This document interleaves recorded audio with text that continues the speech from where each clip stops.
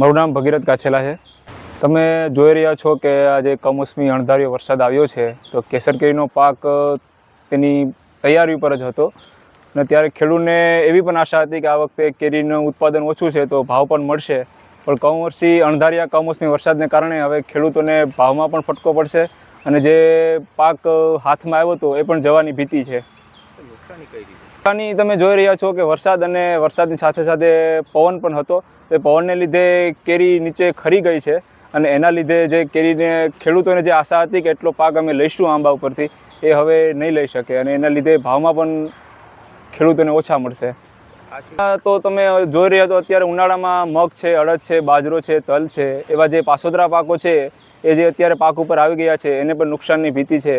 તો ખેડૂત વતી મારી સરકારશ્રીને અને રાઘવજી પટેલને એટલી જ દરખાસ્ત છે કે જે નુકસાન થયું છે એનું સર્વે કરી અને યોગ્ય ખેડૂતને વળતર મળી રહે એટલી અપીલ છે।